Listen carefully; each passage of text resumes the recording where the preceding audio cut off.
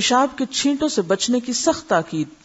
حضرت ابن عباس روایت کرتے ہیں کہ رسول اللہ صلی اللہ علیہ وسلم 2 قبروں کے پاس سے گزرے تو فرمایا ان دونوں قبر والوں کو عذاب ہو رہا ہے، اور باعث عذاب کوئی بڑی چیز نہیں. ان دونوں میں سے ایک پیشاب سے نہیں بچتا تھا اور دوسرا چغل خور تھا. چغل خور کون ہوتا ہے؟ لگائی بجائی کرنے والا، ادھر کی بات ادھر، ادھر کی ادھر، تاکہ لوگوں کے درمیان پھوٹی پڑی رہے اور دل ایک دوسرے سے میلے ہی رہیں. ان 2 باتوں کو ایک جگہ بیان کیا گیا، ایک ظاہری نجاست ہے اور ایک باطنی نجاست. تو چغل خوری بھی ایسے ہی ہے جیسے پیشاب کے چھینٹے اپنے اوپر لینا. پیشاب کے چھینٹوں سے تمہیں پھر بھی نفرت ہوتی ہے، لیکن چغل خوری جو اسی قسم کا ایک عمل ہے اس سے ہمیں کوئی بھی عار نہیں ہوتا، اور ہم سب سمجھتے ہیں کہ ہم تو اصلاح کر رہے ہیں. اذا قیل لهم لا تفسدوا في الارض قالوا انما نحن مصلحون.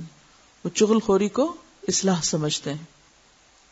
تو پیشاب کے چھینٹوں سے بچنا بے حد ضروری ہے، اور اگر شک پڑ جائے تو پھر اس کو دھو لینا چاہیے. عام طور پر پکے فرش پہ، جیسے واش روم کے فرش پر بیٹھ کے پیشاب کیا جائے تو اس سے آپ بچ ہی نہیں سکتے چھینٹوں سے، وہاں بھی پڑیں گے. اور یہ جو انڈین سٹائل کموڈ ہوتے ہیں ان میں بھی چھینٹوں سے بچنا ناممکن ہوتا ہے. صرف جو دوسرے کموڈ ہیں اس میں کافی بچت ہوتی ہے، اور اگر آپ سمجھیں کہ کوئی چیز پلٹ کے واپس آپ کو لگی تو دھونا بھی آسان ہوتا ہے انسان کو. لیکن کوئی بھی کسی بھی ایسی جگہ پر بیٹھ کے پیشاب کرنا جس سے پورے واش روم میں یا دائیں بائیں پاؤں پہ یا کپڑوں پہ یا کسی بھی چیز پہ جہاں چھینٹے پڑے، یا بے احتیاطی سے بیٹھ جانا، کیونکہ جب کوئی چیز، جیسے آپ ایسی جگہ بیٹھے ہیں کہ جہاں سے پیشاب کسی وال سے ٹکرا رہا ہے، یعنی کموڈی کی وال سے ٹکرا رہا ہے، تو اس صورت میں پلٹ کے چھینٹے پڑنے کا امکان ہے. اور اگر آپ بیٹھنے میں احتیاط کرتے ہیں تو چھینٹوں سے بھی آپ بچ جائیں گے. اب آپ دیکھیں کہ پیشاب کے چھینٹوں سے نہ بچنا عذاب قبر کا سبب بنتا ہے.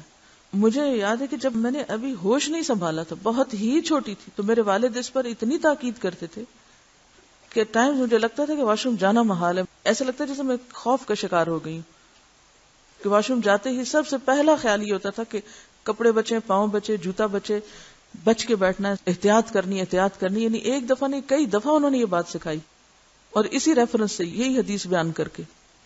اور یہ بات بہت اہم ہے کہ عموماً یہ عادتیں بچپن سے ہی، جسے کہتے ہیں نا کہ ماؤں کو یہ ٹریننگ دینی پڑتی. تو طہارت اور پاکیزگی اور صفائی کی جو عادت ہے، یہ جب تک بچپن سے انسان کے اندر راسخ نہ کی جائے، بڑے ہو کر پھر انسان کو جب غلط عادتیں پڑ جاتی ہیں تو پھر ان کا توڑ بہت مشکل ہو جاتا ہے. لیکن یہ نہیں کہ کوئی کام ناممکن ہے، مگر آپ سب مائیں ہیں یا آئندہ مستقبل کی مائیں ہیں، آپ سب کے اوپر یہ فرض عائد ہوتا ہے کہ اپنے بچوں کی واش روم ہیبٹس کو ضرور نوٹ کریں. کہ اگر کوئی بچہ ٹوائلٹ میں جا کے کموڈ صاف نہیں چھوڑتا، یا بعض لوگ پانی پھینک دیں گے مگر نجاست نہیں اترے گی، وہ کموڈ کے ساتھ ہی لگی رہے گی، اس پر بھی نظر رکھنے کی ضرورت ہے. کیونکہ ہم یہ کیوں سمجھتے ہیں کہ کوئی اور ہی آ کے تو اس کموڈ کو صاف کرے، ہماری نجاست کو چاہے کوئی جمعدار یا سویپر ہی ہو، کیوں وہ برش اٹھائے اور صاف کرے، ہم خود کیوں نہ اسے کریں. تو اگر درخت کے نیچے نجاست چھوڑنا منع ہے تو کموڈ کے کناروں پر نجاست لگی چھوڑ کر باہر نکل آنا کہ کوئی اور برش لے کے اس کو صاف کرے، کیا یہ رحمت کا باعث ہوگا؟ تو ان معاملات میں احتیاط کی ضرورت ہے، بچپن سے ہی ٹریننگ کی ضرورت ہے. مجھے تو کبھی احساس نہیں ہوا کہ کموڈ سے نجاست لگی. اگر کموڈ صاف ہے تو نجاست کیوں لگے گی؟ اگر آپ سمجھیں کہ کہیں پلٹ کے کوئی چھینٹا واپس جسم کے کسی حصے کو لگا ہے تو دھو لیں. جب آپ استنجا کرتے ہیں تو سب کچھ دھل سکتا ہے. مجھے تو سب سے زیادہ سیف طریقہ لگتا ہے یہ، اللہ یہ کہ کچی زمین ہونی چاہیے، ورنہ پکے فرشوں کے اوپر تو آپ بچ ہی نہیں سکتے، بچ سکتے ہی نہیں چھینٹوں سے.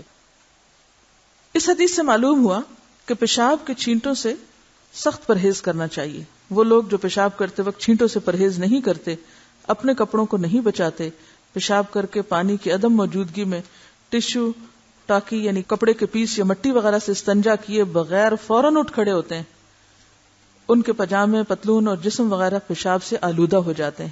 اور خصوصاً بچوں کو جب ہم نہیں سکھاتے استنجا کرنا تو وہ یہ حرکت کرتے ہیں.